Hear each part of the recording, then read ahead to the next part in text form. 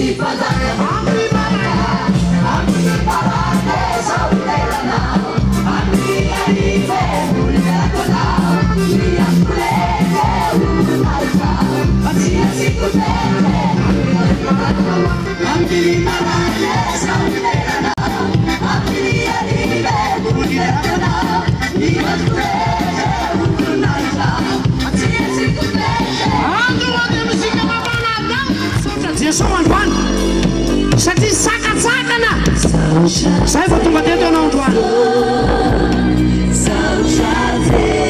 Saotra Jesosy mananao.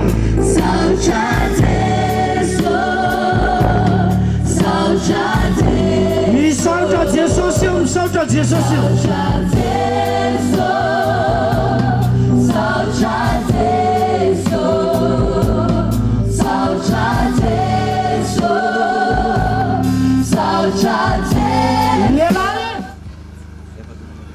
Ray masina tsara indrindra zay any an-danitra araka zany tonombavaka ankira zay nitaterana tampotra ny fisaorana zany tompo ndreto mivoaka anao zay maneo an'izany fisaorana ny ampony tsirairay avy misaotra anao tokoa tompo fa mbola nitantaninao ny vimbininao ka mbola trafitra izao fempitanany Jordana ary tsy maty fa velona ina somatsara ka nandarazavako zany. Halleluja, amen. Tombavany tega voninahitran'Andriamanitra.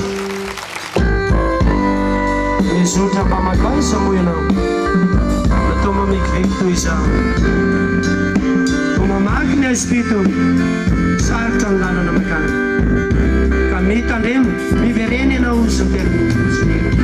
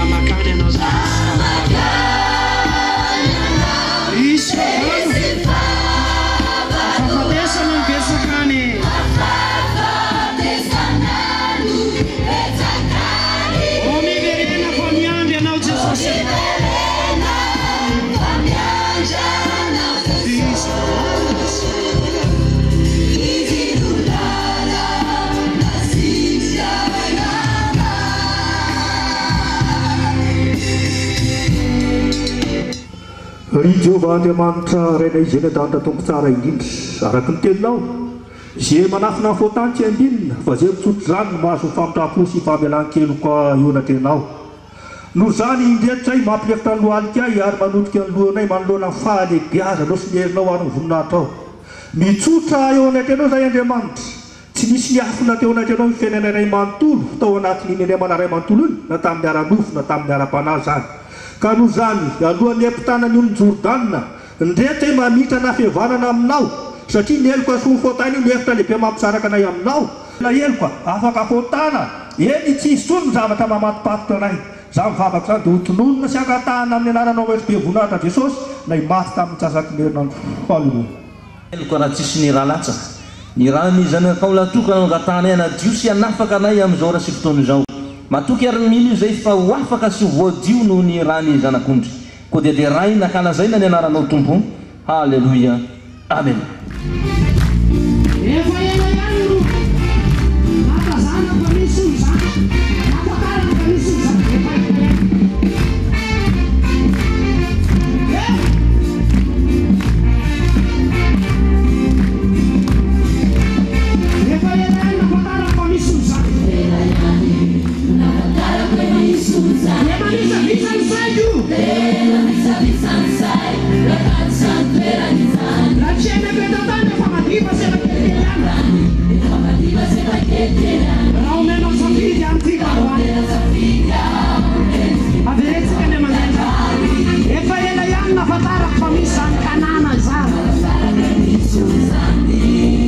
Dia mamisa-bisa betotany efa madiva sokelikely any ao mena safidy ady zao hita ny jorotany androany asa ianao raha manam-pandrina ohatra anarana volamena ny lanana any tsy misy tomany any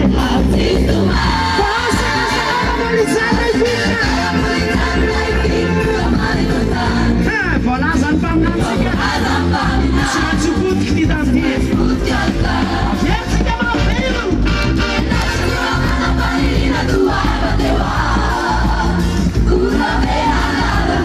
tsisy tomany any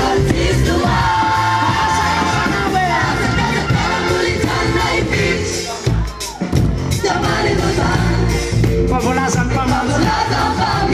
tsy maintsy votika antany efa voalaza tsy maintsy votika antany votika antany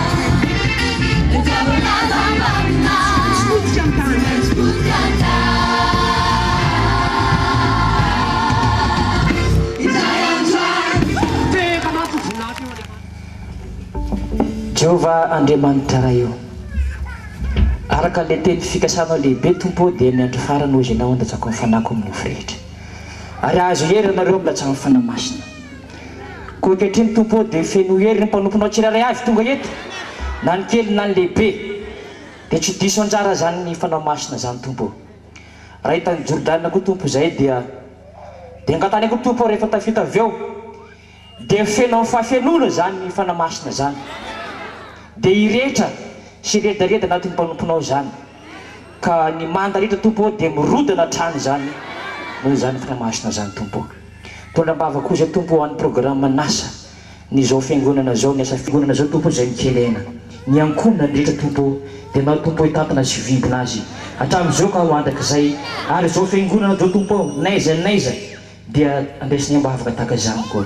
dia tononona amin'ny anaran'i Jesosy anie zany vavaka zany ho azy anie voninahitra mandrak'izay andromany moa ny voalohany amin'ny sabata izay mitondra lohateny hoe tonga ny fiakofan'ny fahavalonao eo atongotrao alleluia vakitsika eo amin'ny Estera toko fahasivy Estera toko fahasivy manomboka amin'ny andininy fahadimy folo ary mitsahatra amin'ny andininy fahasivy ambin'ny folo bokin'ny Estera toko fahasivy manomboka amin'ny andininy fahadimy ambin'ny folo ary mitsahatra hatramin'ny andininy fahasivy ambin'ny folo rehefa samy nahita dia raha tsy amaky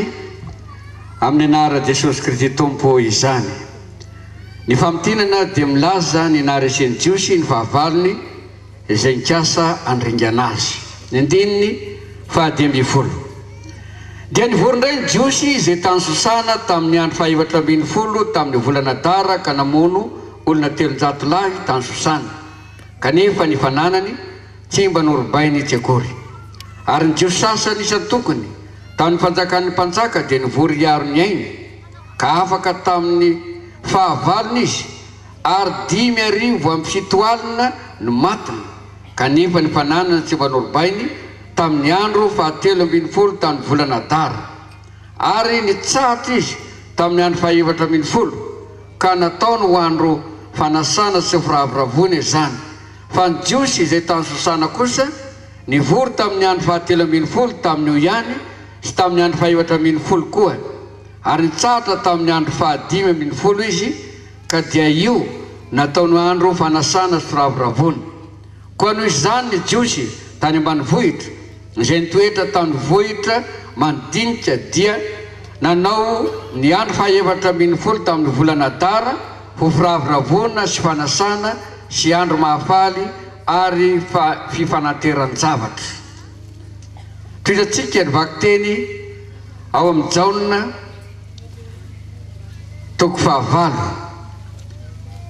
filazany tsara ny soratany Jaona toko fahavalo dia ny andininy faraka amin'ny 20 ka hatramin'ny andininy fahatelopolo. Jaona toko fahavalo, ny andininy faraka amin'ny roapolo ka hatramin'ny andininy fahatelopolo. Ny famotenany dia nampianaran Jesosy indray teo akanjan-tempoly sy ny nahatezerany lehibe taminy.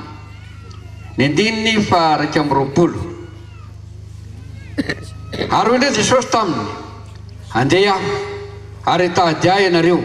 ary ho faty amin'ny fahotanareo. Izay aleoko tsy azonareo ale. Dia hoy ny Jiosy, hamono tena va izy ka manao hoe izay aleoko tsy azonareo ale? Fa hoy izy taminy, ianareo avy aty ambany, izaho avy any ambony.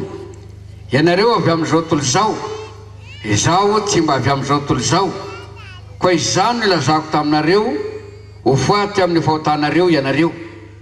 Fa raha tsy mino ianareo fa izaho no izy,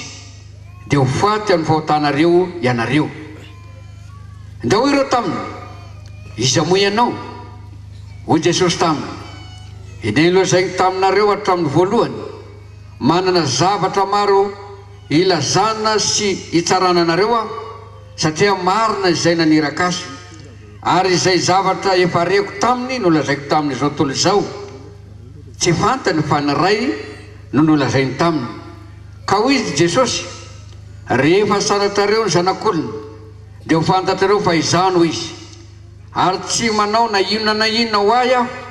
fa araka ny nampairahan'ny raiko ahy no ilazaiko izany zavatra izany. Ary izay naniraka ahy dia eto amiko. Tsy mandao ahy ho rery izy, satria izaho manao izay sitrany mandrakariva. Raha manao izany teny izany Jesosy, dia maro no nino azy. Ho faranantsika ao amin'ny bokin'ny Apokalipsy. Apokalipsy toko faha-20. Apokalipsy toko faha-20 dia ny andiny voalohany ka hatramin'ny andiny fahafito. Apokalipsy toko faha-20 ny andiny voalohany ka hatramin'ny andiny fahafito. Ny famotinany dia reny toko faha-20 ny amin'ny vy fito misy loza fito izay nentiny anjely fito ka nahidiny tamin'ny tany. Toko faha-20 andiny voalohany vakitsika aminaran'i Jesosy izany. Ary nareo feo mahery avy tao amin'ny tempoly aho nanao tamin'ny anjely fito hoe, mandehana aidino amin'ny tany ao amin'ny lovia fito feno fahatezeran'Andriamanitra. Ary voalohany nandeha dia napidina ny tao andoviny tamin'ny tany, dia nisy vai ratsy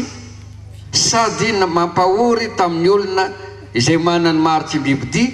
sy miokoka teo anatrehany sariny. Ary faharoa napidina tao andoviany tamin'ny ranomasina, dia nody raha tahaka ny ran'olona maty ny ranomasina, ary maty ny zava-maninaina rehetra tao aminy. Ary fahatelo napidina tao andoviany tamin'ny ony sy ny loharano, dia nody raha ireny. Ary nare ny anjely maro aho, ary nare ny anjely ny rano aho,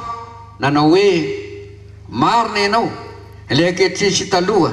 dia ny ray masina, satria efa mitsara toy izany ianao. Fa ny ran'olona masina sy ny mpaminany no nalatsany, ka dia raha kosa nomenao hosotroiny. Ary tandrifiny ho azy izany. Ary reko ny altara nanao hoe, eny Tompo, Andriamanitra tsy toa, marina sy mahitsy ny fitsaranao. Amen. Dia ometsika ny ray aman-dreny Pasteur Mayolina ny hanolotra ny fanatitra sy ny fahafolokarena ary hanazava izany tenin'Andriamanitra izany ho antsika rehetra. Vavaka isika. Ndrivandriamanitra ray eo. Misotranao izay noho ny fitiavana sy ny famondrapo mahagaga izay nomenao anay satria tsy maty fomanay izay, tsy ringana izay, tsy tavela tany amin'ny efitrano fitsaboana izay, na narary tsy mba afaka nanana izao anjara fotoana izao ka dia tavela eo ambony fandriana. Fa nomenao vatana hery tanjaka sy fahasalamana. tonga somba tsara eto amorony Jordan indray ny vahoaka andian'ny faharoa fahatelo ibitany teon'ny Jordan ity. Misaotra tompo satria raha tsy nitahinao tokoa zay, raha tsy nitantananao ny fiainanay tsy tonga teto izay. Ko ankehitriny ary dia mitondra izay araka izany fitahina sy ny fanambinana nomenao anay zany, ny fanatitra sy ny ampahafolokanena sy ny fanatitra hafa rehetra, ny rano, ny radio, ny fanorenana izay miasa amin'izao fiangonana izao ho fampandrosoana ny asanao. Efa nitondra izany tokoa zay tompo araky ny baikonao, araky ny fahamarinana, araky ny fahamasinana. Hitanao avokoa zany satria raha mitondra izany fanatitra izany izay dia manatrika ny anjely na amin'ny fanatitra rehetra izay atolotra ay. Ka raha sanatria mitondra fanatitra tsy izy izay dia tsy ho kasitranao izany. Koa dia raiso ary tompo ny fanatitra izay natolotra ho anao. Fa tamin'ny fonay no natolo anay izany fanatitra sy fahafolo-karena izay natolotra ho anao zay araky ny fahamarinana. Ka ho tanterahanao tokoa ny teny fikasanao fa voahanao ny varavaran'ny lanitra, aritranao fitahina fiainam-biampy ao ny fiangonanao, ho asianao teny mafy ny valala, tsy hanimba ny vokatray, tsy hanimba ny fidiram-bolanay, ny asa mandrarahanay. Ka dia hivoaka mpandresy izay fa ataon'ny firenena rehetra hoe tany mahafinaritra sy sambatra. Hoy ianao Jehovah tompony maro. Ko dia tolotrainao ary Jehovah ny dera sy ny aja ny voninahitra mandrakizay.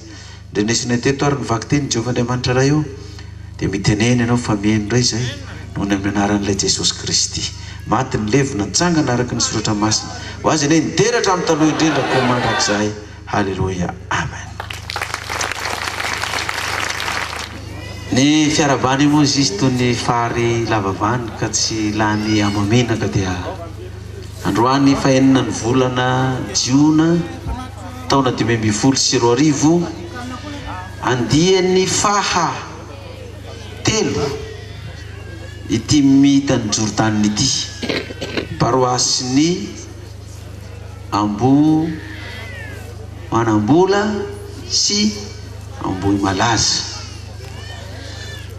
Eto raha tapahana izay amin'izao retenenana izao miarabantsika rehetra. Voalohany indrindra paroasin'ny Ambohimalaza sy Ambohimanambola, roa indray ny paroasy epita tonga maro be anarivontsika eto, ary dia fifaliana ny mahita ny voakan'Andriamanitra tonga maro be satria efa vita tokoa ny namakivakiana ny tany efitra, mafy namakivaky an'izay. Tonga morony Jordan indray ve no andeha hiverin-dalana.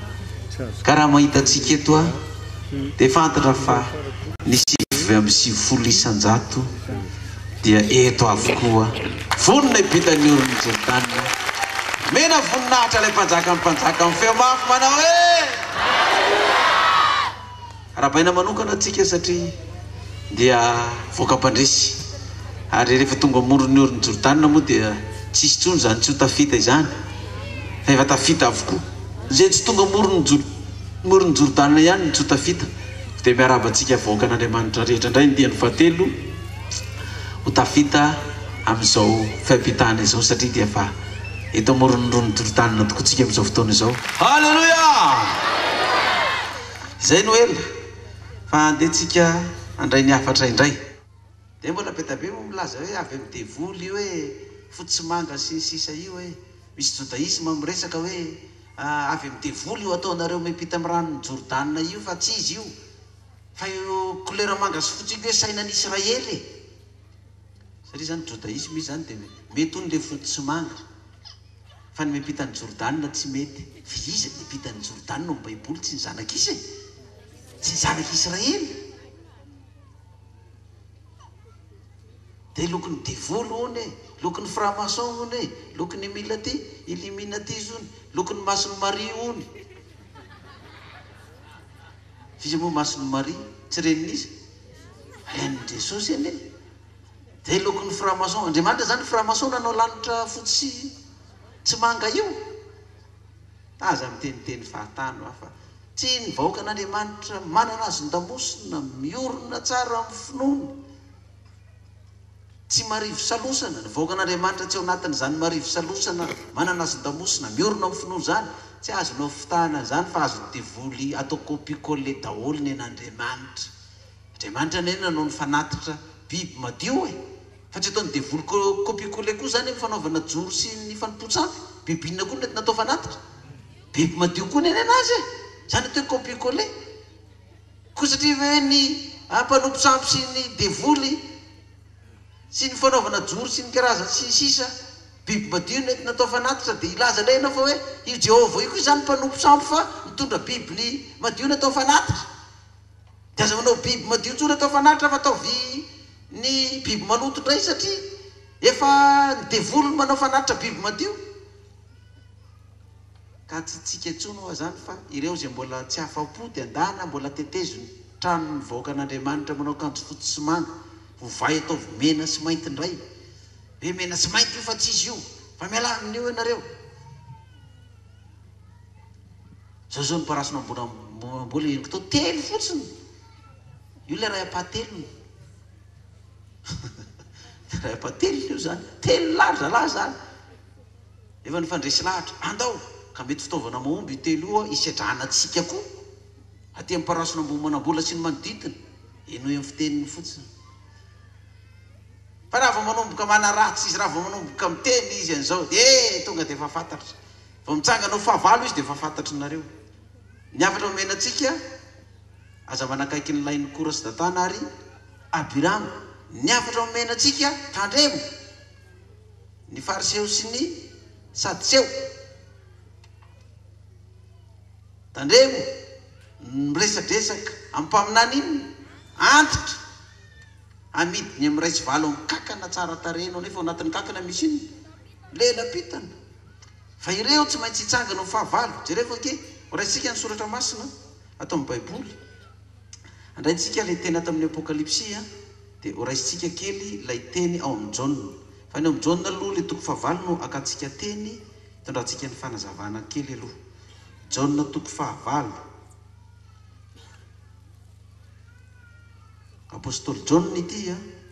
fa tsy John mpanao batisa tsy John loolona fa apôstôly John tsy John mpanao batisa fa apôstôly John toko fahavalo ndeny ndraiky amin'ny roapolo ka hatramin'ny efatra amin'ny roapolo aroa indray Jesosy taminy andeha aho ary hitady ahy nareo ary ho faty amin'ny fahotanareo ary zay aleko tsy azonareo ale dia hoy ny Jiosy hamono tena va izy no manao hoe izay aleko tsy azonareo ale fa hoy izy taminy ianareo avy aty ambany izaho avy any ambony ianareo avy amin'izao tontolo zao izaho tsy mba avy amin'izao tontolo zao ko izany lazako taminareo fa ho faty amin'ny fahotanareo ianareo fa raha tsy mihina ianareo fa izaho no izy dia ho faty amin'ny fahotanareo ianareo raha tsy mihina ianareo fa izaho no izy dia ho faty amin'inona ianareo izy ho faty amin'ny fahotanareo ianareo iza moa izaho no izy io lay zanak'Andriamanitra tonga amin'izao tontolo zao amonjy izao tontolo zao maty ny levina nitsangana araka n'inona soratra masina zay ny filazantsara amin'izao tontolo zao raha tsy mihina ianareo fa izaho lay Jesosy maty nampitsahatra ny fanatitra ratsadrata amin'ny atsasaky n'inona herinandro raha tsy mihina ianareo fa izaho lay Jesosy ny levina atao pasina 3 andro sy 3 alina tsangana tamin'ny maty amin'ny andro fa 3 dia ho faty amin'inona ianareo inona moa lay fahotana an'izany ka rehefa tsy mihinao n'ilay Jesosy io anao dia Jesosy hafa ny hinonao lay Jesosy maty ny levina tsangana tsy araky ny soratra masina ka io Jesosy io tsy hamela ny eloko io Jesosy maty ny levina tsangana tsy araky ny soratra masina io zay fahotana sy adalàna rehetrarehetra nataonao any tsy mifonanao amin'io fa na hitsirikitro ary loalika anao andoalika koa koa ifona amin'io maty ny levina tsangana tsy araky ny soratra masina io tsisy fahotanao vaovela zany io na nyray ary io Jesosy io no tondra ny fanambarana ty amin'ny apokalipsy toko voalohany apokalipsy toko voalohany indininy voalohany ka hatramin'ny faharoa apokalipsy toko voalohany indininy voalohany ka hatramin'ny faharoa ny fanambarana Jesosy Kristy izay nomen'Andriamanitra azy mba asehony amin'ny mpanompony zay zavatra tsy maintsy ho tonga faingana ary naniraka ninona izy izy ny anjelina izy anambara amin'ny jaona mpanompony izay nanambara ny tenin'Andriamanitra sy ny filazana an' Jesosy Kristy dia ny zavatra rehetra izay efa hitany. Fanambarany tsotra izy nomen'Andriamanitra any Kristy zany asehony amin'ny mpanompony zavatra tsy maintsy tonga fangana ary Jesosy naniraka ny anjeliny ka mazava ho azy zany raha vao mandray ny fanambaran' Jesosy Kristy ato amin'ny apokalipsy ianao dia tsy maintsy miasa ato koa zany ninona ny anjeliny tsy maintsy miasa ato ny anjeliny fa izy tsy asany amin'ny fiangonana tsy mitory ny apokalipsy zany na misandoka amin'izany sisy anjely ho avy zany vao manomboka ny fiangonana tantaran'ny fiangonana apokalipsy toko faharoa sy roa ato any amin'ny anjelin'ny fiangonana any Efesosy firy nisan'ny anjely mitondra hafatra io zany raha isany fito Efesosy marava tonga any amin'ny Laodikia ny fiangonana mitondra ny hafatry ny apokalipsy zany mitondra ny hafatry ny anjely ary zay le temy toko 4:20 zareo toko 4:20 vaky tenitsika ihany io apokalipsy toko 4:20 andiny voalohany ka hatramin'ny faharoa vaky itsika ary narefeo mahery avy tao amin'ny tempoly aho nanao tamin'ny anjely fito hoe mandehana idino any amin'ny tany ao amin'ny lovia fito feno fahatezeran'Andriamanitra anjely firy ozy izy anjely fito niditra any amin'ny fiangonana vao manomboka ny tantara mamarana ny tantarany tany mbola anjely firy koa ny irahana no andringana anjely fito koa ny irahana zany hoe ny fiangonana tsisy mpaminany zany tsy fiangonan'Andriamanitra fiangonana tsy esan'ny anjelin'Andriamanitra zany tsy fiangonan'Andriamanitra zany ary malala tsara tsika fa raha ny zanak'Israely aza raha nitondra azy tany amin'ny tany efitra izy nitaridalana azy koa sy ny anjelin'i Jehovah koa nitarika ny Mosesy teo anoloany alohan'ny ampitana ny olon'ny Jordana rehetra fa tafita ny olon'ny Jordana ary ijosoaka ao mandany maramila andravan'ny mandany Jeriko mbola nisehon'ny inona koa mbola tsy ehon'ny anjely koa ka aokitsika tsy ho fitapitahan'ny olona amin'izay miseho azy mpaminany antitra avokoa ilaza fa izany fiangonana esan'ny anjely zany tsy izy ny fiangonana tsy misy anjely miasa no fiangonana tsy izy fiangonana sandoka fa ny fiangonana esan'ny anjelin'Andriamanitra esan'ny mpaminan'Andriamanitra zany ny porofo fa misy Andriamanitra amin'ilay fiangonana natraka mpanjaka mpanjaka halleluja fa ny anjely ratsy sy ny anjely maizina tsy maintsy sandoka mbola nisy voatratra zao tamin'ny herinandro tao koa nisy tratra tamin'ny herinandro tao koa anjely sandoka fa zany lazaiko antsika fa fianakaviana ray manontolo miaraka amin'ny loha olona izay mpanao délivrance miaraka amin'ny olona mpanao délivrance avy eo mbo marinao manana cellule amboromarinao mpanao délivrance avy eo amin'ny Carmel ao Itosy fa nisy zazavavy nisehon'ny anjely dia nilaza zavatra maro io anjely io ary ny fianakaviana ray manontolo sy ny loha olona mpanao délivrance dia efa nanaiky ny baiko ny ray manontolo satria hoe anjeliny Jehovah maro ny tia miteny ty satria dia tena copier-coller tokoa le izy dia efa mainky izy io no hiteny amin'ny fiangonana satria fa nivoaka moa ny baiko taty amintsika hoe tsy misy mahazo na iray azy niteny amin'ny fiangonana ka milaza fa nisehon'ny anjely raha tsy mahazo alalana avy ety amin'ny foibe ka efa nandalo tamin'ny testa ilay lazaina fa anjely miteny dia mbola tsy mamela ny fianakaviana hoe mbola tsy mahazo miteny anareo satria mpaminany pasteur mbola tsy namela anareo hiteny fa miany hoeto any amin'izay fa efa mainka ny afatra dodona ny afatra tsy maintsy ampitaina eran'ny Madagasikara zavatra maro no resany fa tsy voatanisy eto rehefa tonga tany amiko tokory zareo mbola nafarany aza hoe zay mila miona amin'ny pasteur sy ny vadiny fa misy afatra omena anazy nasainy zareo zany ho anatona azy vo ny tena izy hoe za no asainy manatona azy dia efa fantatro ny anjely tsy miantso hoe manatona ty ianao fa ny anjely hiraka izy zany no maninony izy no mandeha manatona raha mitondra hiraka dia atsony hoe za mankany zany za tsy niteny taore za tsy hoany fa ataovy manatinatona kaikikaiky aty izy dia ao ny anatony rehefa tonga kaikikaiky ny foibe dia nafarako mety makaty amin'ny foibe zareo fa za ato miandry dia tonga atao amin'ny foibe amin'izay tonga nitondra ny hiraka laza ny hiraka rehetrarehetra anjely roa miasa taminy Ismaël ny ray Miriam ny ray io zany le anjely Ismaël iresaka ny fiangonana sy ny raharam-pirenena i Miriam iresaka ny Dorcas ka izay ny ilaina madame Pasteur misy resaka Dorcas tonga amin'izay natao daholo ny resaka rehetrarehetra avy be mihitsy izy miresaka zao no tsy mety zao no tsy mety mpanao délivrance foy be mpanao délivrance ny Carmel zao makatsa makaroa navoaka ny tao daholo ny amin'ny Dorcas zao madame Pasteur tandremo ianao zao Pasteur ianao koa anarina aza dia atao hoe bataina baravarakely zany dia natsipy ihany ny olona malahelo ny olona anaovana an'izany aza tsipy any baravarakely ny olona fa tsipy aizy eny varavarambe fa tsy mety zany malahelo ny fony olona sisy voaka daholo ny anjely zavatra teneny rehetra copier-coller tsisy azo elana miresaka amin'Anjely Gabriel fantarao fa za miresaka amin'ny Jehova amin'inona ay vakina manokatra baiboly anao dia miteny aminao Jehova ay meonary ny anaran'ny anjely zay efa miasa amin'ity fiangonana ty meonary ny anaranao dia fantatro izy nareo na tsisy fa zavatra ny teneninareo tao mbola manalasala be meo ny anarany Gabriel zany efa fantatra iza koa Ismaël iza koa Miriam fa nareo roa moa zany firy moa zany nareo zany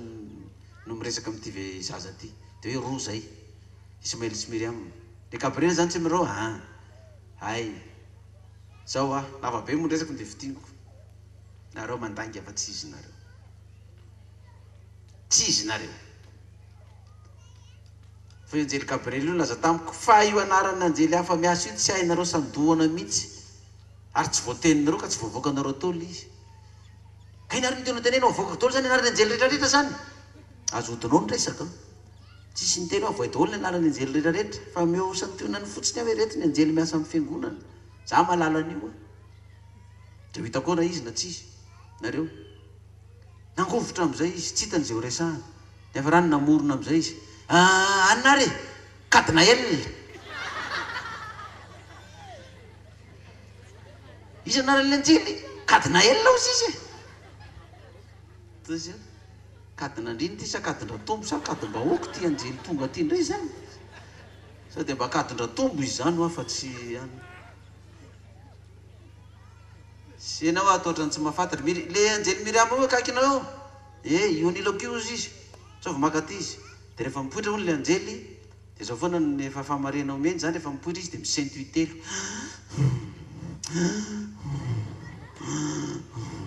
vao vita ny itelo i tonga izy zany zay ay dia efa fantatro zany zay ko dia rehefa ho lasa koa izy dia misento intelo dia lasa izy zany zay eny ary zany oa Miriam ao anao tonga dia efa tonga soa ianao saotra Pasteur tonga mihitsy aty zao tsy mbola resaka anao satria Anjely Ismaël milaza hoe resaka amin'ny fiangonana sy ny firenena fianao resaka ny Dorcas ka za tsy Dorcas mbola resaka aminao zao aloha fa nanotaniko anao zao le Anjely Ismaël tao tsy mahalala ny anaran'ny anjely tena miasa amin'ity fiangonana ity fianao sao dia mba mahalala azy ianao mba teneno ny anarany fa le namanao tao tsy mahafantatra angenao ry Miriam teneno ala izy le anarany Kadnael naveriny indray le tenenin'ny Ismaël Kadnael ihany dia iza koa dia Ismaël ka dia iza koa dia Miriam nareo roa reo mpisandoka ianareo tsy izy milaza aminareo manomboka am'izao miala amity zazavavy ty anareo zazavavy 40 taona io miala amity anareo fa nareo tsy izy fa zay tsy azonareo fitahana tsy azonareo fitahana izahay rehefa tsy voavalinareo fotsiny io dia zay nareo milaza fa miresaka amin'ny Jehova ty miteny meny Jehova amiko ireo olona ireo izy ireo anjely ratsy ireo mitady fetsy ny olonao amitaka ny vahoakanao ty nylazain'ny Jehova tamiko ho any vakiko le teny Salamo 3:20 enareo mifetsifetsy fotsiny mialinareo monomboka am'izao ry zao tonga dia zao nataony tsy niteny izy nangingina tao dia ozy izy mifarana dia ahoana zany dia tsy tondra hafatra am'ty zazy tiako izy zany zay e tsy tondra hafatra tsony zany zay rehefa roasonareo e dia ozy izy zareo le mpanaradia anazy kefa dia voloka hitondra hafatra ninona tsony fa tsy dara mandeha any daholo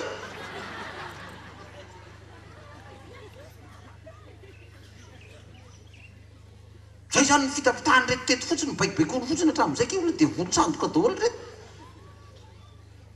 fa dia resahana io sanandro na alina na atoandro miteny foana izy ary izy tsy milaza zavatra ratsy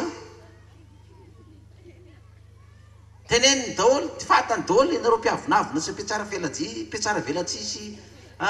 mpiady mivady amin'ny tsisy dikany atokantrano manao zipo fohy ny mbola manao akanjo fotsy mainty manao akanjo mena sy mainty mbola teneniny daholo mbola betabeny mbola manao ranomanitra mbola tsy hoe le fofo kely ke hono mamofona be dia tsy maintsy manao ranomanitra kely ihany manina raha mandro isan'andro ozy izy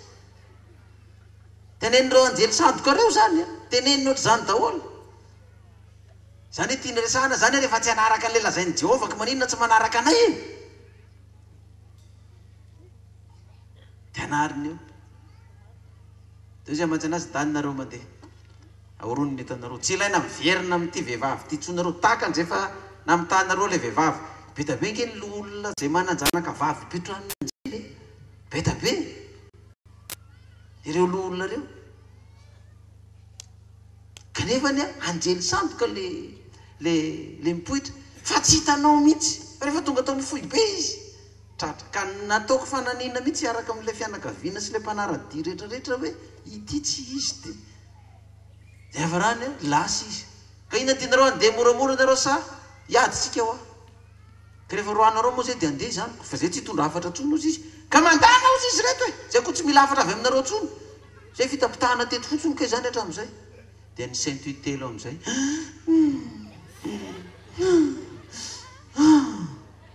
lasy Ismaely Miriam ahoana iseto intelo koa sa tsy telo sa tsy iseto tonga dia dia ny saint telo dia gaga fa hoe anaky telo ny lola tao ambombanambola koa tsy lasa ny saint telo koa zany izy telo tsy lasa eo voninahitra le mpanjaka ny mpanjaka fa tsy zany raha zany rehetrarehetra zany fa mahereza aza mieritreritra ininy tsika fa zavatra mitranga amintsika eto io ny anjely miresaka amin'ny apokalipsy anjely 7 teneniny teo zay tsy manana tombo-kasian'Andriamanitra fa manana ny mariky ny bibidia no tratra nyty loza sy vai ratsy ity apokalipsy 4:20 ny andininy voalohany ary ny voalohany andiny faharoa zafady ary ny voalohany dia nandeha napidina ny taondoviany tamin'ny tany dia nisy vai ratsy nampahoro tamin'ny olona zay manana ny mariky ny bibidia sy ny akoka teo anatrehany sariny aitsika apokalipsy tsara ny mariky ny bibidia aitsika tsara ny fekofanao ny lohany sariny sy ny marikany mariky ny bibidia amin'ny andro dia fahataritsika tsara io andro mariky ny bibidia io fahaty amin'ny apokalipsy 4:20 misy ady lehibe ifanaovana apokalipsy 4:20 andininy 3 ka hatramin'ny 4 apokalipsy 4:20 andininy 3 sy 4 ary nahita afa indreo fa namaloto telo tahaka ny saona avy tamin'ny vavan'ilay dragona sy tamin'ny vavan'ilay bibidia ary tamin'ny vavan'ilay mpaminany sandoka zareo tsara fa namaloto firy ozy izy telo miasa koa ty telo ty tamin'ity herinandro ty isa telo ty fanahy maloto telo tahaka ny sahona avy tamin'ny vavan'ilay dragona ray vavan'ilay bibidia roa mpaminany sandoka telo misy telo le anjely efatra amby folo manano eo nireo ka manao famantarana sady makany amin'ny mpanjakany zao tontolo zao mba hanangona azy amin'ny adin'ilay andro lehibe n'Andriamanitra tsy toa hanangona azy amin'ny adin'ilay andro lehibe n'Andriamanitra tsy toa ka ilo lazainy Jesosy hoe satria tsy mino azy nareo dia tsy afaka ny fahotanareo tsy mino ina fa anjely ny rahan'ny Jesosy hitondra ny afatry ny apokalipsy tsy mino ianao fa ny anjely miasa amin'ny fiangonan'Andriamanitra tsy afaka mifahotanao anao satria le Jesosy inonao io dia manafaka anao amin'ilay mariky ny bibidia sy ny sarina zany hoe afaka ianao zany tamin'ny andro ikofana ny andro ivavahana zany afaka ianao tamin'ilay Kristy sandoka afaka aminao amin'ilay ady farany marina sy ny diso andringanana ny vahoaka an'Andriamanitra rehetra zay nandray ny mariky ny bibidia sy izay tsy nino an Jesosy io le mariky ny bibidia sy sariny io itsika apokalipsy maheny io malazaiko te telo ny fanahy maloto tahaka ny telo fanahy tahaka ny sahona dragona bibidia mpaminany sandoka telo ady ifanaovana andro lehibe n'Andriamanitra tsy toa raha o miditro folo sabata ny andro lehibe n'Andriamanitra tsy toa misy sabata sandoka ao am Jesosy ny andro larobisy zoma efa ady efa raikitra zany zatra am'izao mbola misy mandefa taratasy fa tsy mahazaka le fotsy sy manga de fa zany nge zay zegny re tsy manao na inona Jehovah raha tsy milaza ny heviny mpaminany mpanompony tavinareo diso raha tsy efa manomboka anao selula de fa tsona tolo izy any tsy napitany Jordany fa mankaneza ty fa tsika any tsy voafitaka zareo indray nilaza fa vitsy indray zao maro natsoina fa vitsy minona nofidina henareo le vitsivitsy niala tao amparasina ambomanambola sy ambomalaza henareo le vitsika ny tena izy zay le mpaminany inona moa zay anaovany zay démon baiboly eo anao fa fanahy maloto telo reo izy io telo miaraka ny ady farany fanaovana marina sy ninona tsy ny diso ka moa zany ady hoe mbola anaovana fanambarana efa déclaré zany ady zany miady mivavaka alahady tsy mivavaka sabotsy samy milaza ny azy hoe marina ny sabata marina ny alahady tsy ambalalana fa ambany fahasoavana ka zany koa mbola mila anaovana déclaration koa zany hoe tsy zany maty alarobia zany fa maty izy ady zoma ady efa raikitra zany Jesosy sandoko zany na judaisme izy na hebraika izy na kristianina izy na boudiste izy na efa ady zany efa sivana mandeha daholo zany efa sivana zany ny atsika nefa mazava ny lalana zay tsy manana ny mariky ny bibidia sy ny sariny no nandray ny vahinina ozy izy vai ratsy tsika zany efa azo antoka fa efa afaka am'izany satria efa hitany Jordany na tsisy atahorany zany halleluia halleluia reo olona reo izy zao tsy mino ahy de tsy afaka ninona fahotana tsy mino ny anjely ny rano tsy mino ny Jesosy maty ny levina araka ny soratra masina fa mitandrema mampaminany inona ozy mpaminany antitra averimberiko foana fa sao voakenda ny lelam-pitanany hitakakana tsaratsara ohatra ny tao marina tokoa tiako amoronana izy io ne tena amoronana mba hisotonana atsika tsy vaovaotrony zany nefa nataon'ireo le sabatista mino Jesosy maty zoma reo sy ny hebraika sy ny judaisme rehetrarehetra za foana no atao iny atsaraina sa opaopaina lazaina fa zao na zay niala tato amitsika mbola izany any langazo entiny satria efa fanahy inona ry zareo miaraka fanahy firy efa fanahy telo efa tsy ray tsono zany fanahiny mariky ny bibidia ny andro ivavahana ny ray fa ny anankiray koa fanahiny andro ivavahana ray fa samy manompo Jesosy maty inona maty zoma fa ny anankiray fanahy fahatelo efa tonga indray reto milaza fa judaisme hebraika tsy maintsy tononona amin'ny anaran'ny hebreo ny anaran'izy ny anaran'Andriamanitra ny anaran'i Jesosy fa raha vao zay dia tsy izy tsy malala fa Elohim ny tsona azy amin'ny teny hebreo na sinoa na gasy na komoriana na jiosy na grika na silamo izy tsy malala fa Yehoshua ny tsona azy amin'ny teny grika amin'ny teny hebreo fa ngatsika amin'ny teny hebreo teny inona itsika fatan'Andriamanitra sika sa tsy fatana sika romen'ny apokalipsiko zareo angano meny an'izany sy hoe voninahitra ilay mpanjaka amin'ny mpanjaka halleloia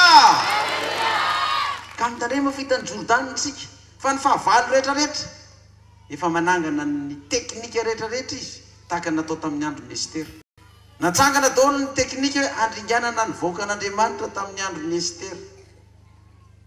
angany amin'ilay vaky tenytsika amin'izay tsika navoaka ny daty fa tsy maintsy horingana zanak'Israely rehetrarehetra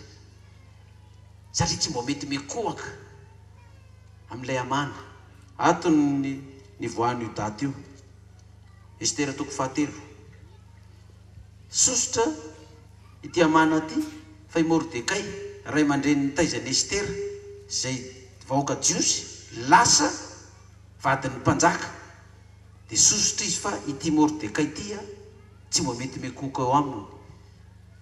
nefa i Mordekay io namonjy ny mpanjaka tsy ho faty vakitsika aloha Estera 2 1:20 ka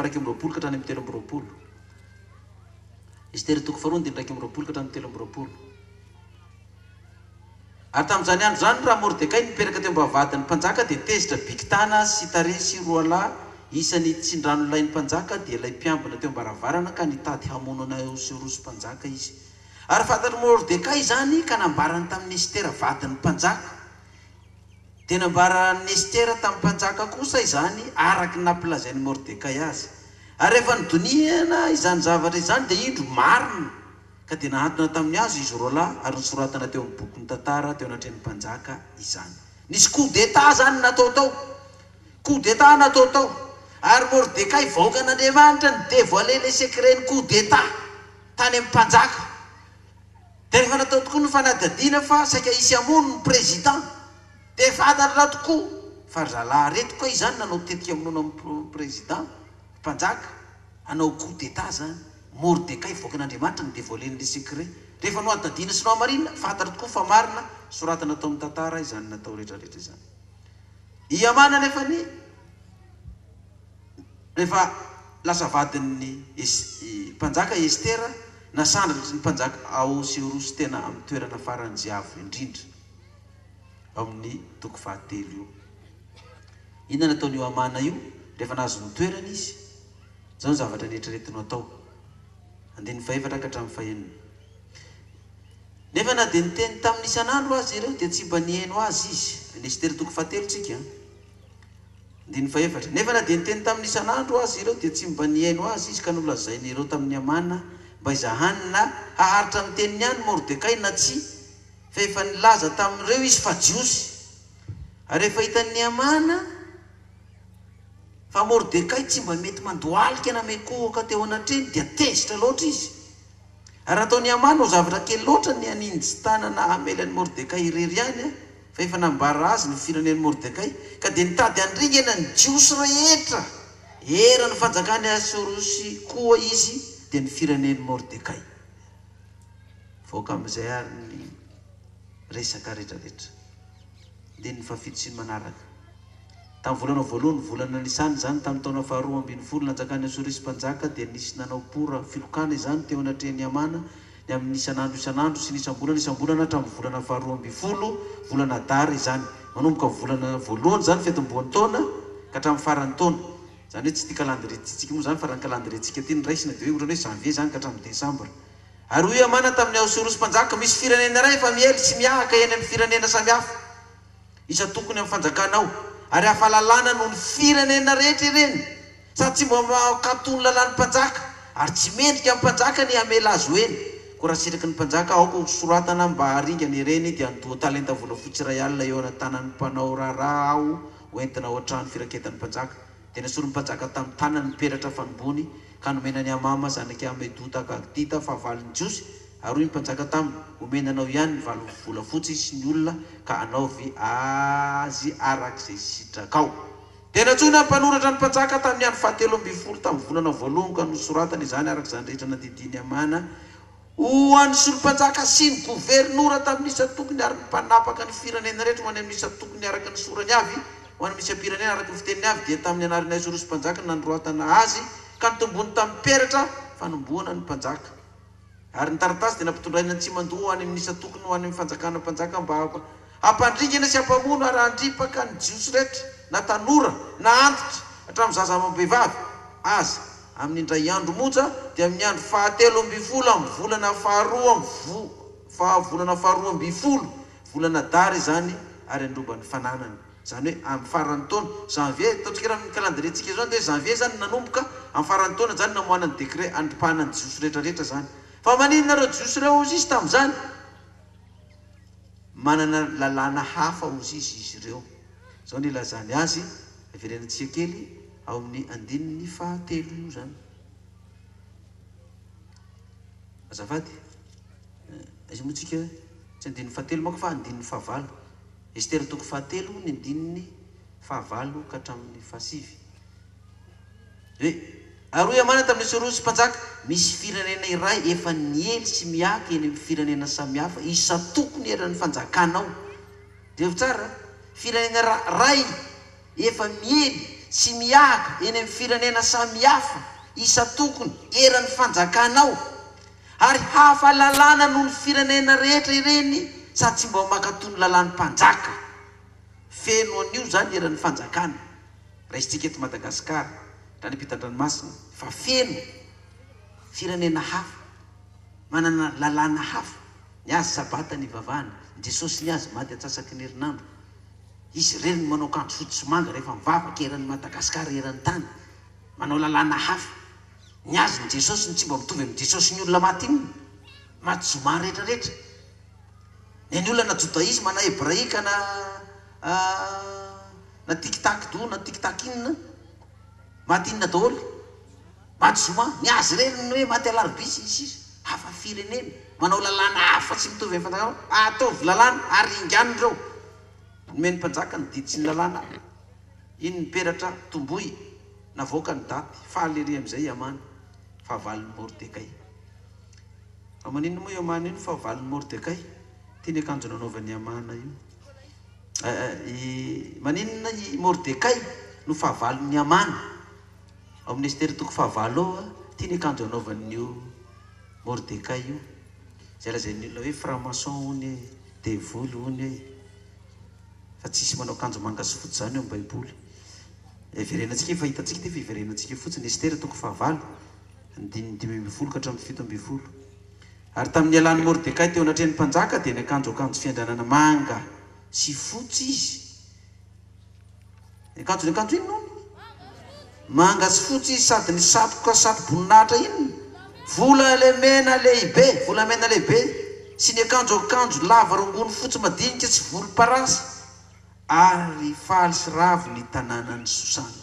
fa naninona moa ny faly sy ravo ny tanànan'ny Sosana io ary nanao akanjo fotsy sy manga i Mordekay vahoakan'Andriamanitra tamin'izany fa naninona ny faly sy ny ravo nivadika ny tantara fa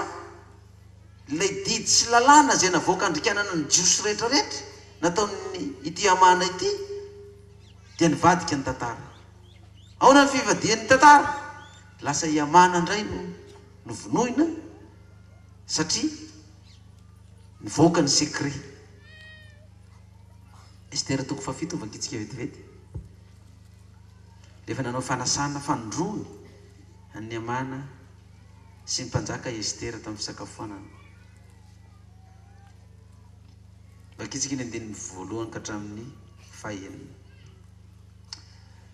ary ny mpanjaka sy amana dia nakao amin'ny Estera vadin'ny mpanjaka ao amin'ny fanasana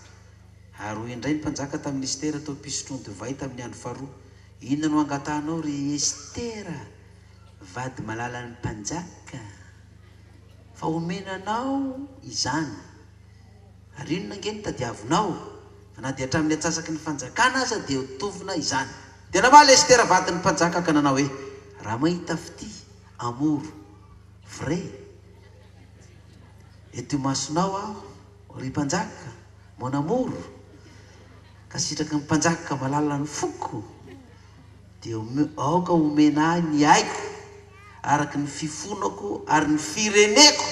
araky ny fangatara fa namidy izay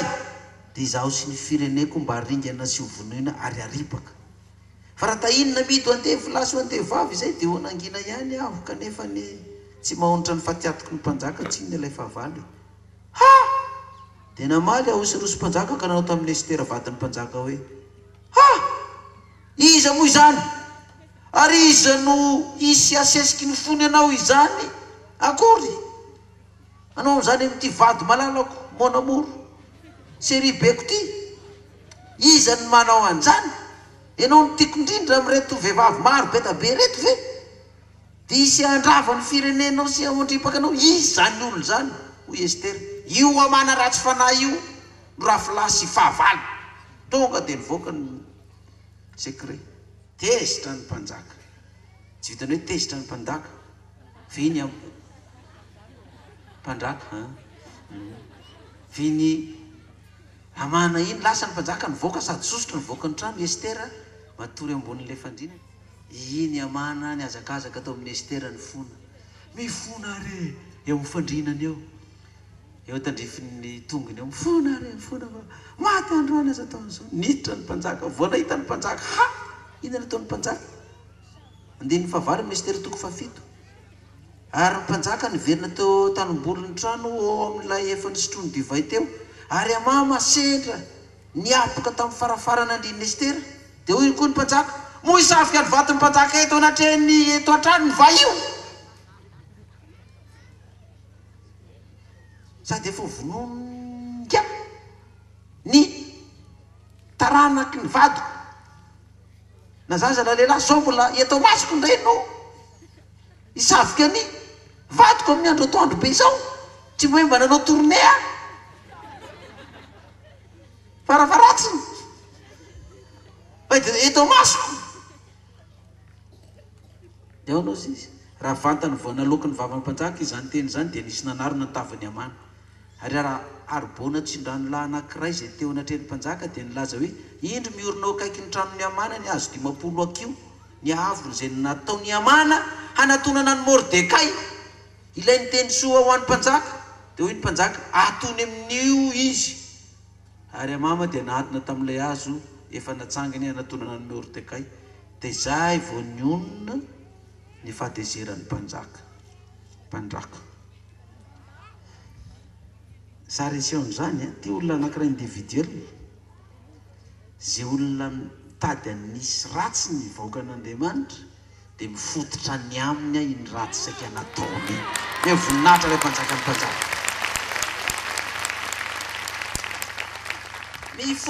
mifototra ny aminy iny nanangana azo izy anatonana n'ilay mpanompon'Andriamanitra io dia tsy maintsy antonao io fa io fa tsy izy tsony io fa nanako ny fahefana rehetrarehetra tondra mibavaka mihitsy mba napotehana ny Mordekay ny fototra tany aminy izy indray no tonga teo fa efa namoaka didy ity amana ty sary tamin'izy mbola premier ministre avy tamin'ny sonin'ny mpanjaka sy ny peratra nalefa isaky ny gouvernoura sy ny isam-panjakana sy isaky ny distrika sy ny commune sy ny ministère rehetrarehetra sy ny police gendarme fa midaty voa rehefa tonga ny daty aminona ny jiosera dia vonoina daholo ny jiosera ny fanjakana afalalana rehetra ary ny amantarana azy ireo dia manao kanto fotsy sy manga dia zany eky ny tenen'ny sasany io izy rehefa avy nikorotany tonga dia raisy fotsiny zay manao kanto fotsy manga eo dia vonoin'ny olona fotsiny nareo fa aza miditra amin'io fotsy manga io ozy izy mpaminany antitra dia zay hono tsy anaovany akanjo fotsy manga fa mora raisina fotsiny olo rehefa tonga ny fanenjehana tsika ve mataotra fanenjehana tsy aloha tonga dia miala raha mataotra fanenjehana ono izy ny baiboly sambatra zay enjehana dia nivoaka ny décret satria efa navoaka ny lalàna tamin'ny androny amana dia tsy maintsy navoaka koa ny lalàna nangatany Estera mba ho atao koa soratana satria ny lalàna efa voatsora tsy maintsy lalàna ihany koa namonona anazy tsy haiko na décret na ordonnance zany mivoaka dia tsy maintsy ordonnance vaovao koa no amononan'iny vao maty ny ordonnance vaovao iny kefa natao heran'ireny fanjakana dia navoaka ndray ilay didy Estera toko fahavalo manomboka ny andininy fahafito vakitsika dia hoy Asirosy mpanjaka tamin'ny Estera vatany mpanjaka sy tamin'ny Mordekay jiosy indro ny tranony amana efa nomeko an'i Estera ary izy dia efa nahantona tamin'ny azo satria naninjitra ny tanany amelony jiosy ary nareo kosa dia manorata amin'ny anaran'ny mpanjaka araky ny sitrakareo hamonjy ny jiosy ka tomboy amin'ny peratra ny fanombohan'ny mpanjaka izany tomboka se mpanjakana zany fa tsy misy mahavadika ny soratra zay efa voasoratra tamin'ny anaran'ny mpanjaka zay efa voatomboka tamin'ny peratra fanomboana ny mpanjaka dia natsoina tamin'izany ny mpanoratry ny mpanjaka tamin'ny andro fahatelo amby roapolo tamin'ny volana fahatelo volana sivanina izany telo volana tateoriana zany vao nivoaka ty satria tamin'ny voalohany volana zany tamin'ny taona nivoaka le didy andripanany jiosy amin'ny farany taona telo volana tateoriana zany trangany ty tantara ity indray vadika indray zany ny ordonnance vaovao indray zany nivoaka ary nysoratana arak'izay rehetra nadidiny Mordekay zany ho any amin'ny jiosy ny solom-panjakana sy ny gouvernoura ary ny mpanapaka ny isa tokony hatrany India ka hatrany Ethiopia dia 7 amby 20 amby 100 toko isa tokony araky ny sorany avy araky isa-pireneny araky ny fiteniny avy ary ny jiosy araky ny sorany sy araky ny fiteniny ary nanoratra taratasy tamin'ny anarany Asirosy mpanjaka izy ka natombony tamin'ny peratra ka nitombony tamin'ny peratra fanombon'ny mpanjaka ary ny taratasy dia nampitondraina ny tsy mandoa mpitaingy soavaly sy ny soavaly angam-pandeha ary ampondra zanaky ny soavaly ka ny jiosy zay teny amin'ny isa tanàna dia navelan'ny mpanjaka ivory hiary ny ainy ary andrigina sy amonoka andripaka ny herin'ny firenena sy ny tany rehetra zay te hiady aminy mba nivady aman-janaky ireny ary androban'ny fananany ary amin'ny andro ray ihany amin'ny isa tokony eran'ny fanjakan'ny Asirosy mpanjaka dia amin'ny andro fahatelo amby folo amin'ny volana faharoa amby folo volana dara izany zany hoe le daty farany taona fahafilo misy io andro fahatelo amby folo amin'ny volana faharoa amby folo amin'ny daty nataontsika hoe 13 décembre zany le daty andringanana ny jiosy rehetrarehetra dia io daty io ihany zany nivadika indray fa tsy andringanana ny jiosy fa ny jiosy rehetra indray dia andringana zay fahavalony sy zay nanapotika sy nanisy ratsy azy zay nanendrikendrika azy ka nampigatra azy zay nandripaka ny zanany zay namono ny vadiny zay nangalatra ny fananany zay nitoto taminy jiosy indray zany no andeha hifototra amin'izy ireo fa nivoaka ny lalàna dia rehefa nivoaka ny lalàna dia ny anjarany jiosy indray no nantanteraka azy io mitoko fahasivy io ny diny voalohany na resen'ny jiosy ny fahavalony zay nikasa andringana azy ary tamin'ny andro fahatelo amby folo tamin'ny volana faharoa amby folo volana dara volana farany taona izany rehefa kaingy ny andro anatanterana ny tenin'ny mpanjaka sy ny didiny dia ny andro zay efa nantenainy fahavalony jiosy aresena azy indrindra kanjo navadika izany ka ny jiosy kosa naresy zay nankahala azy io le tenen'ny anjely ho avadiko izy izy ho avadiko nino ny tantara hoy Jehova ho avadika ny tantara tsika zay ho latsalatsaina sy ho potipotena sy ho levonlevonina zay ananganana ny sasany azo anatonana atsika sy natady dia miketsika zavatra maro izy ireo any anapotehana atsika eo amin'ny fianakaviana eo amin'ny fiarahamonina ireo mpiara-mivavaka tsy ampitany Jordana sy ireo niala rehetrarehetra ireo miketsika zavatra maro izy hitaona ny olona rehetra ny président fiangonana ny missionnaire amin'ny pasteur hiverin-dalana mba hoe anapotehana sy andringanana atsika rehefa nisy zany tato amintsika tamin'ireny teo aloha reny le mpitondra fivavahana sasany ara tamintsika reny fa nyrehare mihitsy le olona sasany tsisy hevitra ntsony ny maiola sy ny apokalypsy tsy maintsy mikato ny fiangonana io e vitany amin'io e tsy tsisy lalana ivoahana ntsony io satria fa mivoaka ny décret dia reny tonga ny tany amin'ny inspecteur ny impôt tonga tany amintsika anao fanadiadiny hoe aiza ny volan'ny fiangonana rehetrarehetra tonga dia nanao ny vérification nanao contrôle ny bokibola am-piangonana rehetra mandritry ny 3 taona bataina 3 ana vita ho azy ny audity ny fiangonana ny fanjakana nanao azy gratuite sy nandoha volana ny riary azy fa ina ny zavatra nitranga ny fototra tany aminy zareo indray ny voadaka tato amin'ny fiangonana ny farany lafa fahavaliny fiangonana zany tsy mipetraka lasa nandeha nivoaka ny didi-pitsarana misokatra ny kontinina ny fiangonana nataony gazety lohateny ngeza be mihitsy ty mitsangana daholo ny fahavalo rehetrarehetra ny napotika ny fanjakany Mordekay manao akanjo fotsy manga fa mifototra ny amin'ny any io fa voaka ny didy mifototra tany amin'izareo fa mivoninahitra ilay fanjakany fanjaka etiko tsika epitany Jordan efa mitsangana daholo koa ny fahavalo mamely aritra ny velam-pandrika rehetra mandriana sy anapitehana atsika andringanana atsika tonga hatrany amin'ny solom-panjaka sy ny rehetrarehetra fa rehefa mifototra io hitatsika teo fa nandefasana filazana daholo angetany ny fanjakana rehetrarehetra na ny gouvernoura na ny mpanjaka na ny distrika na ny tora fanjakana rehetrarehetra ny amin'ny andringanana ny jiosy fa rehefa mivoaka ny lalàny mitovy amin'izay ihany koa ny fanohitra amin'ilay izy ministère toko fahasivy io amaranantsika azy ministère toko fahasivy ny andinin'ny fahatelo ka hatramin'ny fahaefatra ary ny mpanjaka rehetra isa-tokony tamin'ny fanjakana sy ny solom-panjaka sy ny gouvernoura mba ny mpanao raharahany mpanjaka dia nanampy ny jiosy satria azo ny fatahorana ny Mordekay izy fa Mordekay dia efa lehibe teo an-tranon'ny mpanjaka ary nilaza ny ely tany amin'ny isa-tokony eran'ny fanjakana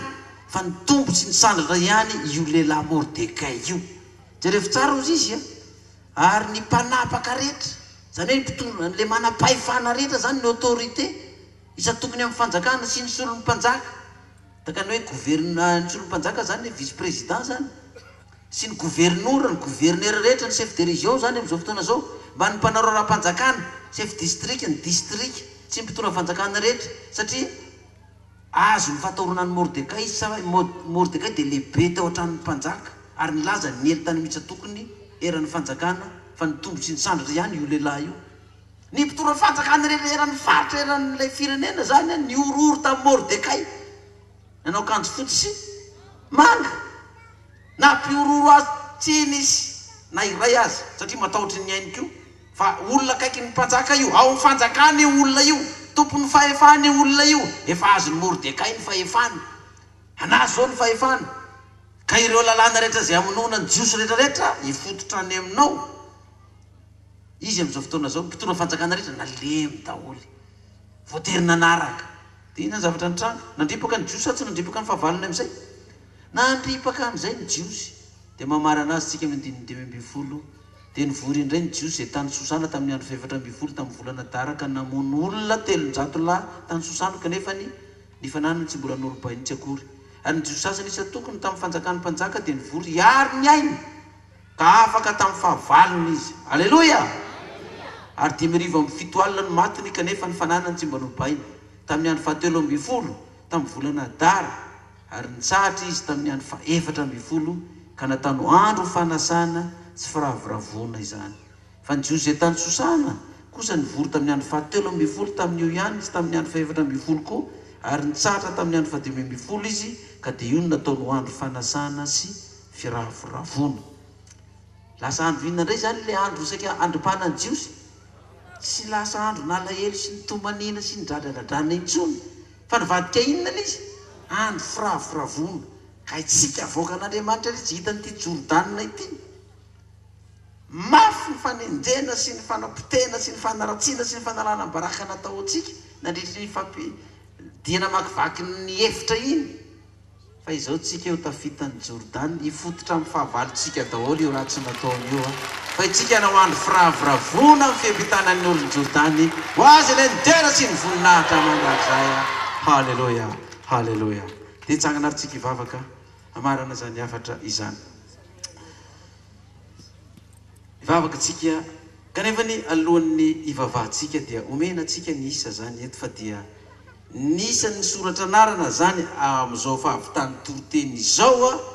dia 2:550 1952 bon anniversaire zany niteraka tamin'ny 1952 fa dia 1952 ny mpisorona 4:7 ny mpisorona hiditra hipitany ranony Jordan sy fitehaka mafy zany voninahitran'Andriamanitra ny vahoakan'Andriamanitra rehetra ivelan'ny mpisorona dia natratra 1558 valomdimampolo sy dimanjato sy arivo atambatra ireo zany dia manome 1952 izany asa raha mbola iampy izy rehefa avy eo koa dia ivavaka tsika isoran'Andriamanitra fa roso ny voakan'Andriamanitra epitany ranony Jordana fa tsy miferindalana intsony ivavaka isika Jehovah'Andriamanitra raha eo izay tsy mihinanao hoy Jesosy dia tsy ho afaka amin'ny fahotany ary ny anjely voalohany dia nandefa ny loza na nisy vairatsy ho any amin'ny tany ho an'izay manana mariky ny bibidia sy ny sariny ny fahavalo rehetra izay saika andringana ny jiosy dia izay rehetrarehetra no kasainy atao andrikanana ny jiosy na anangana azo anatonana andripaka ny jiosy isa-poky isa-pirenena isa tokony avy ny fototra tany amin'ny avokoa zany Jehovah satria ianao dia mahalala ny vahoakanao mahita ny vahoakanao izay eo anoloany misy leona masiaka mitady izay arapany taka nirovanao ny zanak'Israely nirovanao ny vahoakanao hatramin'izay tompo dia mbola takizany ihany koa mbola irovanao ny vahoakanao satria ianao nefa mitaridalana azy amin'izao fotoana izao ary tonga amin'ny fipitanan'ny olon'ny Jordana izay be ny fahavalo izay nisakatsakana kanefa tompo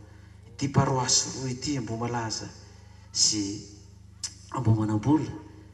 dia saika ny vahoakan'Andriamanitra rehetra no tafita ny zoron'ny Jordana zao dia teraina Jehovah ny anaranao ankalazaina anao tompo haleluya haleluya misaotra Jehovah raha eo fa raha tsy nitantananao tokoa zay tsy tafita ty ranony Jordana ity tonambavaka zay ireo voakanao izay mbola ho avy manaraka indraiky io satria dia efa miatrikady mafy izy amin'izao fotoana izao miatrikady izy amin'ireo mpaminany antitra amin'ny fariseo sy ny sadiseo miatrikady izy amin'ireo anjely ratsy mpamitaka rehetra fanaratsy rehetra ny fahavalony kanefa tompo mino ah fa taka ny nanomezanao fandresena koa ireto vahoaka ny paroasy n'Ambohimanambola sy Ambohimalaza ireto ka narivony no nitany Jordany dia mbola hivoaka mpandresy koa izay mbola ho avita manaraka ao koa dia anao ary Jehovah nitera sy nihaja ny voninahitra mandrakizay ny raso ny zanak'ondry andrakitra ny tsiraray avy ny fananao masy ny taridalana anay hatrany ka dia raha tafitany Jordana izay dia mbola tsy maintsy andresy ny Amalakita sy ny Jebotita sy ny kanany taony lonay fa ny vavanao Jehovah nefa niteny izany tamin'ny vahoakanao koa dia anao nitera sy nihaja ny voninahitra mandrakizay mianaran'i Jesosy maty atsasaky ny herinandro toetra tao pasana 3 andro sy 3 alina tsangana tamin'ny maty tamin'ny andro fahatelo nanonona tsy angatana izy ny vavaka izany ho azy nitera sy ny voninahitra mandrakizay haleluya amen.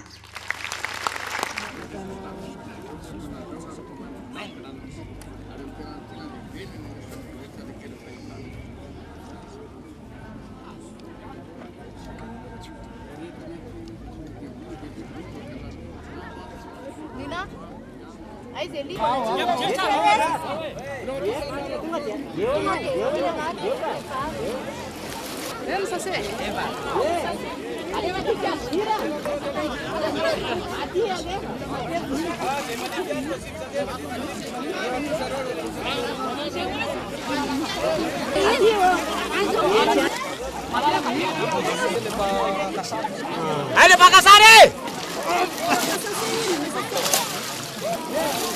Haleluya. Haleluya.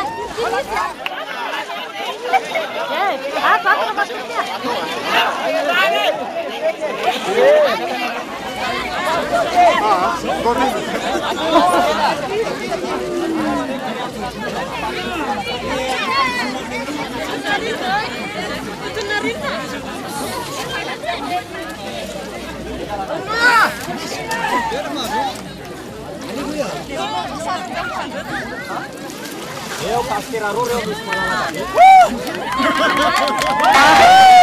Ora pastir.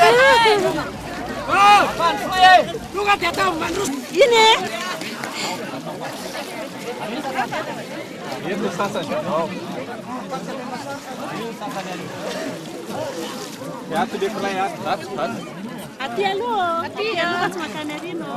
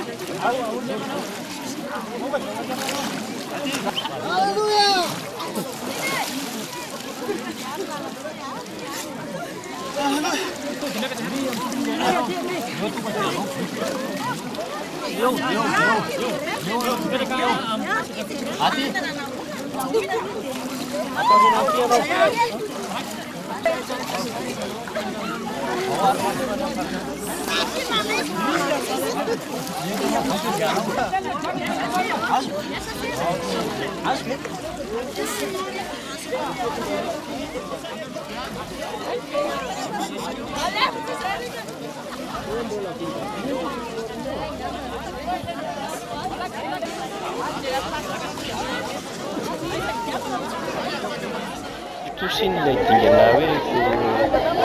tekitana Jordan ho an'ny président fiangonana manokana inona ny dikany ilay izy fanganao?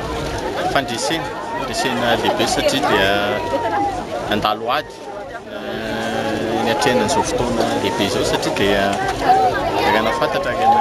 nahita ny zavatra nitranga hatramin'izay ny azo antoka dia tsy maintsy voaka-pandresy ohatran'izao zanak'Andriamanitra ary na dia mbola ho avy ary ahady amin'ny lakita sy ny fororony dia sy ny ndresy ny zanak'Andriamanitra. Ho an'ny fiangonana manam-bola manokana nanahoana ny tany favitrihan'ny mpino tamin'ny fitana Jordan? raha ny tahapahafitiana dia mananitra ny 7 isan-jato mahitsy zakaka ny ambetiteny hatrany fa sonjobola ray loasary tsy zay magaga dia misy any fotsy maintsy tabety zay ny mahasoratra masina misy zay dingana tsy maintsy misy zay satria zay zavatra manao kosa ny mety fiainan'ny fiangonana mahatinga sy amin'ny foko manontolo fa hiazakazaka indroena izato eny fihazakazahana taloha fihazakazahana fandrena mety satria dia tafita tanyngan'ny Jordana zany zava-dehibe zany raha ho any madama inona moa zany dia nahatonga anao nirosy tamin'ity fiampitana ny Jordana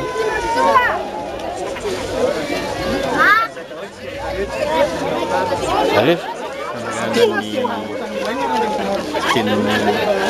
fanarahana teny fampilantsika moa zany nametitany rano Jordana zany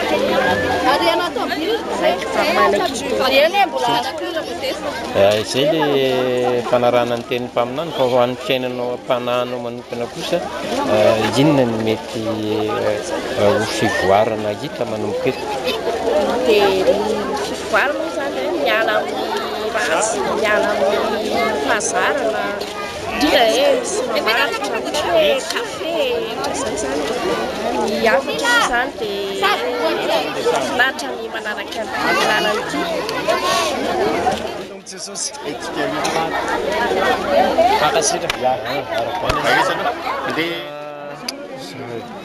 alasora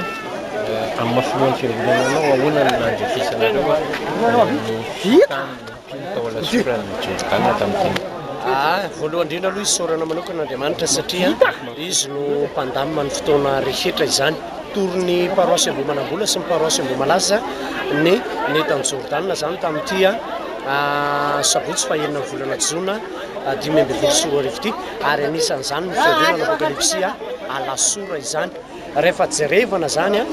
ny salanisan'ny olona nandray fanapa-kevitra ny etan'ny Jordana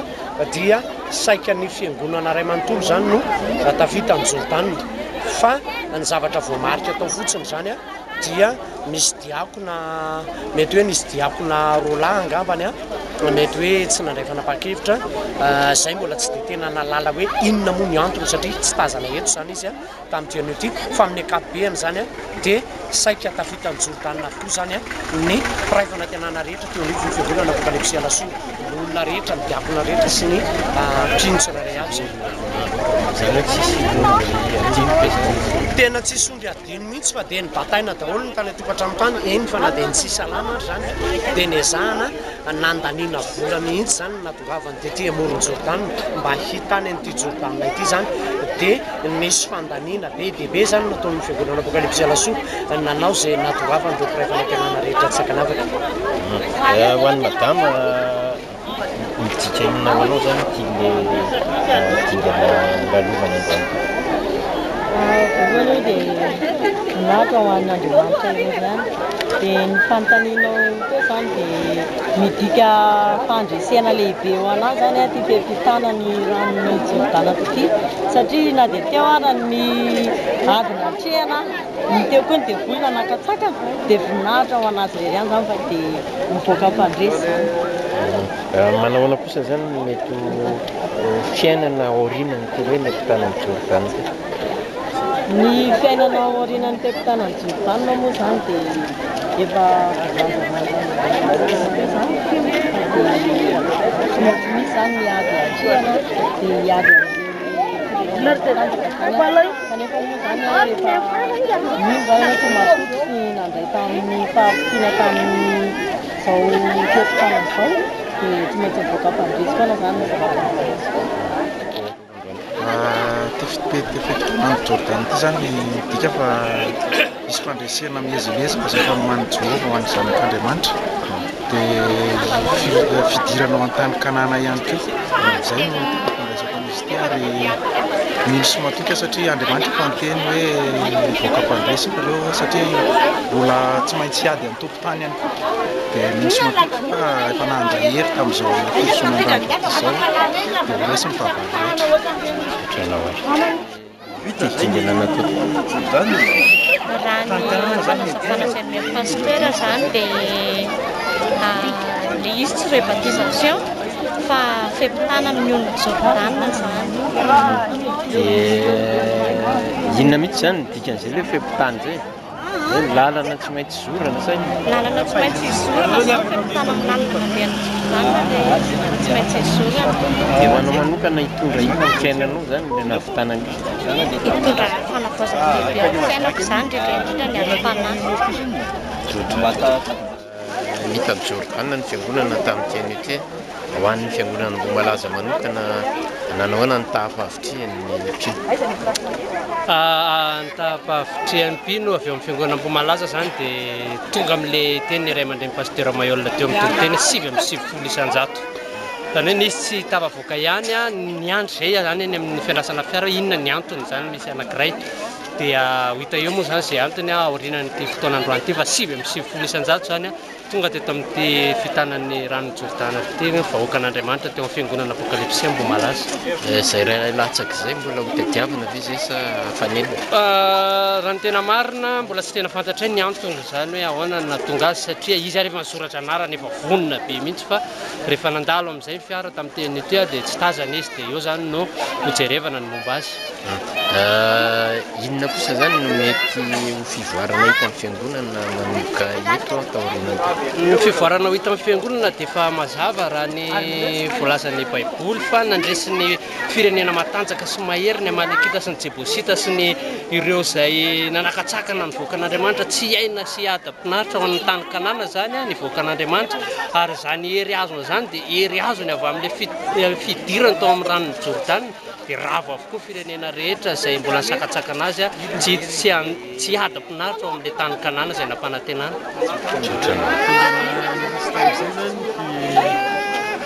Fahita mihitsy ny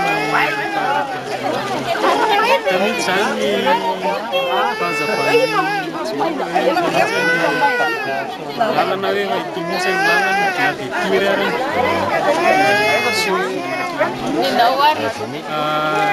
hatramin'izay zany nabenezaka tiry ary dia olona foana zany na dia tiry ary ny lalana